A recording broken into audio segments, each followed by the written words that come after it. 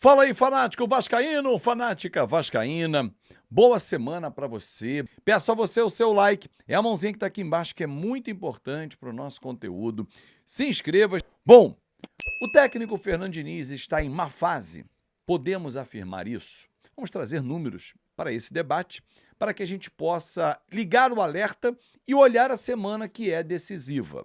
Porque, afinal de contas, quinta-feira vale a vaga na fase quartas de final da Copa do Brasil, 4 milhões e 700 mil reais em jogo, Série A contra a Série C, esse é o duelo em São Januário, e domingo tem o Galo. Ah, mas é no Rio o jogo. O Vasco não tem jogado bem. Vamos debater tudo isso e muito mais agora. 30 jogos nas duas temporadas, 24 e 25, comandando Fluminense, Cruzeiro e o Vasco. 24 pontos conquistados, 26% de aproveitamento. São 5 vitórias, 9 empates, 16 derrotas. 30 gols marcados e 45 sofridos. São dados trazidos pelo perfil Scout Vasco. Dados muito preocupantes. Além desses dados, nós estamos acompanhando a performance do time. Os últimos 7 jogos são 4 empates e 3 derrotas, com o Vasco sofrendo para conseguir alcançar o gol adversário de forma eficaz. Cria, tem volume, mas não tem eficiência. É culpa do Diniz? Também, não é só dele. Óbvio que tem a qualidade dos jogadores, mas tem também o Diniz, pela escolha dos mesmos. Se não, vejamos. Por que não mudar o esquema tático do Vasco?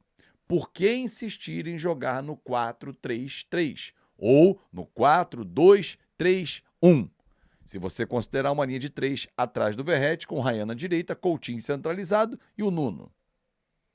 Por que insistir em ter o Verratti sempre os 90 minutos, quando, para ele, a jogada é sempre a bola aérea? Não temos o GB como opção, que seria imediatamente o substituto. Ok.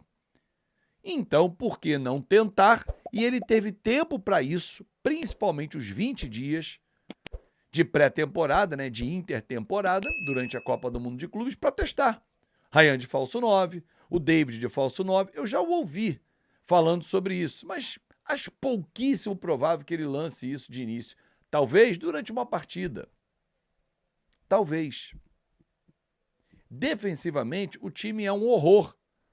É um sufoco. Contra-ataques, as linhas estão espaçadas. A gente sofre. Ele insiste no camisa 38. Então, assim, tem a culpa também do técnico Fernando Diniz, que, para mim, não atravessa um bom momento na carreira. 2023 foi um ano fantástico, mas 2024 não foi um bom ano, nem no Fluminense, nem na Seleção Brasileira, nem no Cruzeiro, por mais que tenha ido à final da Sul-Americana. Quase não ficou no Cruzeiro, virou o ano. Gente, é só olhar o Cruzeiro. Depois que o Diniz saiu, a chegada do Leonardo Jardim, como cresceu o Cruzeiro. Com praticamente os mesmos jogadores. Praticamente. Então, assim, o Diniz morreu abraçado com as convicções e os nomes. No Vasco, no Cruzeiro, está acontecendo a mesma coisa. Só que aqui no Vasco tem o respaldo de duas pessoas que amam e queriam o trabalho do Diniz à frente do Vasco. O presidente Pedrinho e o diretor de futebol Felipe. Mas uma pergunta que eu faço para você, torcedor. Não passou da hora de avaliar o trabalho desenvolvido? Por quê? Todo treinador pede o quê? Tempo. Tempo, o Diniz teve. 20 dias. 10 foram para férias e depois 20 dias de treinamento. E o Vasco conseguiu piorar. A última impressão antes da Copa do Mundo de Clubes foi a última vitória do Vasco contra o São Paulo, 3-1. E depois, só porrada. E atuações ruins. Ah, teve o primeiro tempo do Inter que foi legal, teve um outro... Mas a gente vai pegar momentos. 90 minutos, São Paulo. E eu entendi, pô, agora vem o descanso, vem a parada para treinamento, vai dar uma engrenada no time. Não. E aí a culpa é do Diniz. Tecnicamente, alguns jogadores não estão rendendo, mas ele está morrendo abraçado com os nomes. Custou a ele o emprego no Fluminense, custou a ele o emprego no Cruzeiro por conta disso. E os times melhoraram. O Fluminense se salvou do rebaixamento ano passado. O Cruzeiro hoje briga com o Flamengo pela liderança. Venceu ontem o Botafogo aqui no Rio. Aliás, o Cruzeiro venceu os 4 do Rio de Janeiro nesse Campeonato Brasileiro. E nós? Vamos esperar até quando? Torcer contra o Santos hoje para não entrar na zona de rebaixamento? Porque ontem a gente estava na zona de rebaixamento quase que o jogo inteiro do Fortaleza com o Corinthians. Ufa, o Corinthians empatou. Porra, é sério que o torcedor do Vasco vai ficar sempre sofrendo com o rebaixamento? Ou para não entrar na zona D?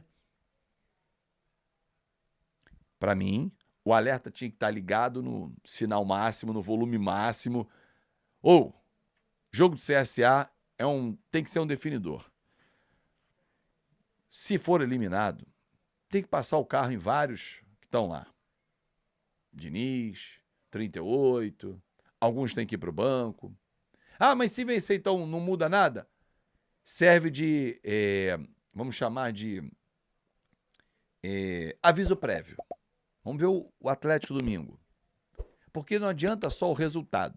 Se a gente só segurar o resultado na mão, vamos virar resultadistas. Vamos atrelar o resultado ao desempenho. Pô, 1-1 com o Internacional. Foi um bom resultado? Foi. Tivemos um bom desempenho? Sim, no primeiro tempo, sim. Segundo, não. Mas ok, resultado justo, de bom tamanho, teve influência do árbitro. Mas e os outros jogos? Contra o Mirassol, sábado, a gente conseguiu uma recuperação. Mas aí não tivemos a capacidade técnica, não foi psicológica, porque a psicológica foi buscar a reação, de segurar pelo menos um empate. Aí claro que nós tínhamos que dar as nossas paçocadas. Aliás, acho que foi o Matheus Gilbert que fez esse levantamento, o Vasco é o time que mais falha individualmente que acontece gol do adversário. Porra, eu não aguento mais gol deles, porra. Mas o time faz o quê para melhorar? Você já parou para avaliar isso? Existem peças que não estão rendendo, de novo, e o Diniz vai morrer abraçado com elas. Camisa 38, o Lucas Piton, o Verratti precisa ir para o banco. Em alguns momentos ele não tem condição de jogar, porque a gente observa que a gente fica dependente. Claro que ele é nosso capitão, ele é nosso atacante, é homem-gol, mas o Vasco fica com uma jogada só com ele. Em alguns jogos, mudar, apresentar fatos novos, porque todo treinador, Diniz, treinador do CSA, o treinador do Galo, ele já sabe jogar com o Vasco, fechar os lados do campo, porque é de lá que vem os cruzamentos, hora do Lucas Piton pela esquerda, do Paulo Henrique pela direita, o Nuno ou o David, quem jogar pela esquerda, gosta de cortar para dentro para bater ou cruzar na área, Ryan da mesma forma. Pô, o Vasco é previsível.